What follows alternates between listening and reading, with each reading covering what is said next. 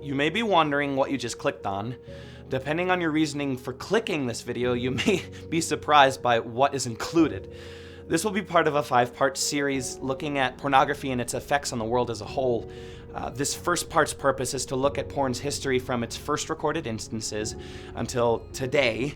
In my descriptions, I'm going to include everything, all of the resources that I dug into to educate myself. Please reference them for any further information. To begin exploring pornography, you first have to define pornography. And Merriam-Webster defines pornography as the depiction of erotic behavior, as in pictures or writing, intended to cause sexual excitement. Using that definition, we can find examples of it in world history.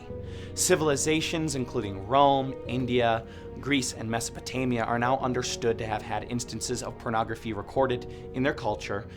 Examples include pottery, papyrus, and statues, and the discovery of these artifacts has constantly astounded and disgusted historians and archaeologists alike. As the uncovering of these artifacts became widely realized, the discoverers began to understand one thing: sexual depictions in culture have been around nearly as long as humanity. Pornography is nothing new. It is as old as history itself, and its development in modern culture can be tracked back to roots far older than expected. As we move farther along in history, we begin to see sexual depictions be distributed in new mediums. As photography was invented, it didn't take long for those looking to profit from pornography to create imagery depicting figures stripping and displaying incredibly scandalous acts on camera. Even governing individuals involved themselves in the medium. Napoleon III's minister frequently displayed images at large gatherings. Reacting in the interest of the people, regulation and banishment of pornography began in the mid-19th century when the English Obscene Publications Act of 1857 made it a statutory offense to sell pornographic material. The Lord Chief Justice, Lord Campbell, whom presided over the enactment of the Act, referred to the selling of pornography of the day as a sale of poison more deadly than prussic acid, strychnine, or arsenic. This sets the precedent for how the world viewed pornography for over 100 years. When moving pictures were invented, amateur filmmakers in France began to create sexual depictions in the new medium of sexual acts and stripteases. Realizing that it was a cash cow, many producers and other filmmakers across the globe followed suit. But this opened them up to prosecution, for these obscene acts were considered harmful to the viewers, creators, and actors that were involved. The production of such films was viewed as heinous and filthy in the minds of the vast majority.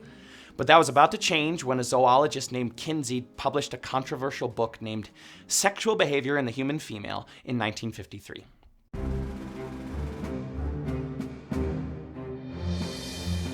Kinsey's publication was met with controversy, to say the least, and as time went on, information about his harmful and deceptive practices came out.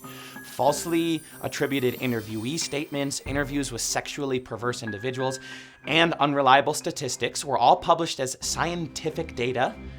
However, regardless of his immoral and shady methods, his research was regarded by a few powerful individuals as useful, mainly because it led to increased interest in sexual freedom and an increased profits for those that could take advantage in this new interest.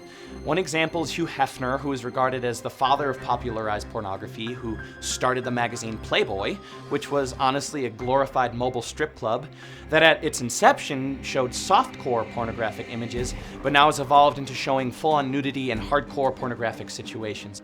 This increase in the popularization of pornography in the 1950s and 60s planted an idea in the heads of everyone that displays of nudity and sexually explicit material was desirable and good for all those involved. This mindset has lingered and has been even more firmly planted by invention of the best and worst thing in human history, the internet.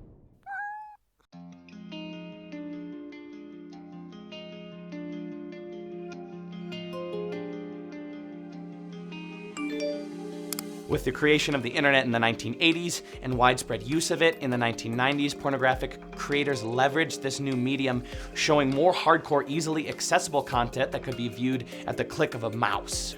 Now, the statistics regarding pornography are astounding. 12% of all web pages are pornographic, 70% of adult men from the ages of 18 to 24 view porn at least once a month, and $3,075.64 is spent on porn every single second. And that's just to name a few of the numbers involving pornography. So what can we conclude from this? Somehow, something regarded as completely and totally harmful, disgusting, and defiling has been popularized to the point that just 55% of adults 25 and older believe porn is wrong. Greed and deception have been driving factors in the advancement of the pornography industry, and the effects of its spread can be seen incredibly clearly today. You know, I hope this increased your knowledge on pornography's history, and look for episode 2 of Porn Is. It's going to be coming in a couple of weeks. It's going to go over the effects on people and just the actual scale of the pornography industry in our society today.